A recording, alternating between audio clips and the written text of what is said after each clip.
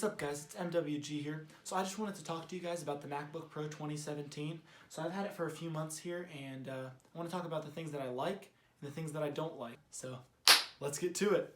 One of the best things in my opinion about the MacBook Pro is its build quality. The build quality is almost unparalleled by almost any other machine on the market today. And Windows PCs have been really catching up, but they still can't really compete with the machining of the MacBook Pro. It is just unbelievable. So here we have a side view of the MacBook Pro and its incredible thinness. And you can just see how the hinge opens, made out of metal, the metal hinge. It's just a beautiful piece of machining that, as I was saying, is just unparalleled. And now we get to see the one-handed open that you can do with the MacBook Pro. And it's a little detail, but it's the attention to detail that really makes it set apart. But the one thing that is annoying is the rubber feet slide very easily.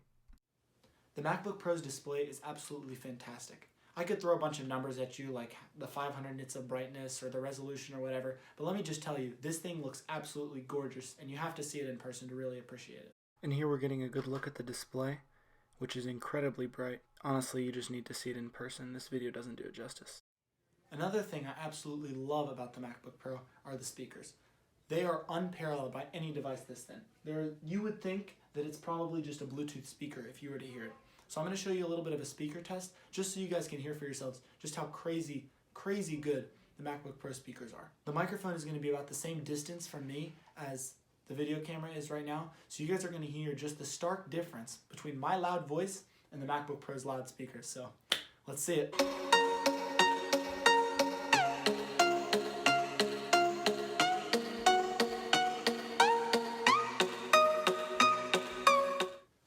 The speakers are very lacking in bass on the MacBook Pro though, as you could probably tell from that clip, but that's kind of expected because it's pretty tough to fit a subwoofer in a chassis that's that thin. Let's talk about the keyboard. The keyboard on the MacBook Pro 2017 is controversial. Okay, some people love it, some people hate it. You're on one side or the other. There's no people in between. But I must say, after using it myself for a few months, I have learned to really love the keyboard. I hated it at first. I actually could not stand it. I actually went downstairs and I would grab my mechanical keyboard and I would just use that instead because I just could not stand using this keyboard. But after using it for a few months, I have learned to really love this. And it is probably one of my favorite keyboards to use that I've ever used. And it almost has a mechanical kind of feel to it. Now, it's not mechanical by any means. Don't go around saying it's a mechanical keyboard, but it has a mechanical feel and a mechanical sound. And I'll let you guys judge for yourself if this is true.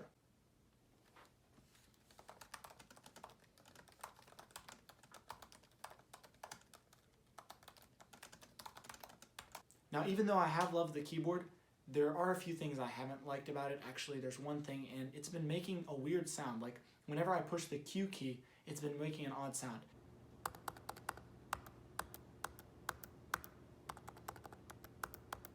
Besides that, the keyboard's been fantastic in my opinion, but you're just going to have to try it for yourself and see. Now, let's talk about performance. Oh, performance.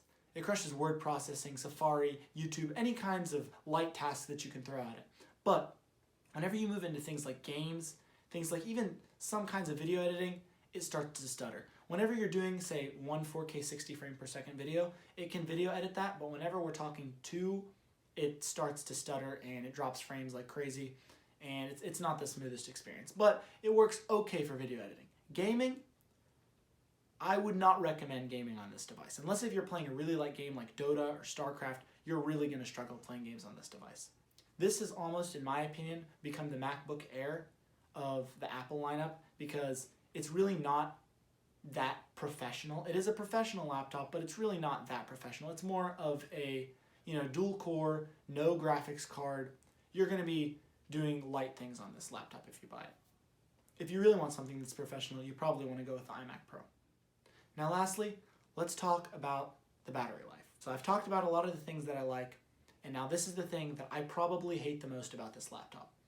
I have personally really enjoyed using it, and I would not return it. I really love this machine, but the battery life it's passable at best.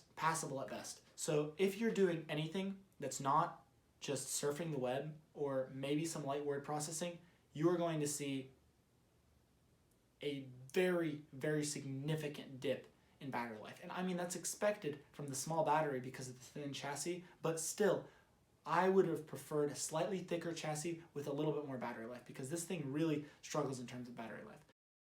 And here we're seeing that we're only getting 5 hours of battery life just while watching YouTube. And that's really not that good, especially considering that MacBooks were supposed to be the things with 10-hour battery life, the best battery life. And really, if you're looking for battery life, you might want to go with something from Lenovo or Dell because Apple's just not offering that anymore. But all that aside, the performance is good. It's not great. It's not like a pro machine. If you're thinking you're going to get Battlefield 1 at 60 frames per second at native resolution, you're absolutely crazy. Actually, you're probably crazy if you think you can get Battlefield 1 on it. But if you are getting this to do web browsing, light video editing, and light gaming, then you're going to really enjoy this laptop. But if you're getting it for some really heavy things, you probably either want to go for the 15-inch or go for the desktop if you're looking from Apple. If you're looking at the Windows side of things, you're going to be perfectly happy with something like the Dell XPS 15 or the Razer Blade. Before we wrap up this review, let's look at the pros and cons of the MacBook Pro. So the pros are the build quality, the display, the trackpad. The trackpad I didn't actually talk about, but it's very nice. It's a great piece of hardware. It's better than most of the Windows trackpads. And the Force Touch just spoils you. It's really tough to go back. The speakers are awesome, as I talked about, and in light to moderate tasks, the performance is fantastic. The battery life is good for light usage. If you're doing word processing or something simple, it's not going to be too bad. A neutral is the keyboard though, because even though the keyboard is good for some people love it, some people also hate it. The cons would be the heavy task performance. If you're trying to do heavy video editing, if you're trying to do gaming, things like that, it's going to really struggle. The moderate and heavy usage battery life is absolutely terrible, and the price is, it's bad if you're not already in the Apple ecosystem and you don't have the money for it. If you don't have the money for it and you're not in the Apple ecosystem, you're really not going to appreciate this machine. So there you have it. There's my review of the MacBook Pro 2017. I would really appreciate it if you guys would subscribe, like, feel free to comment on things that you think I can improve because, always looking out to improve. But thank you so much for watching.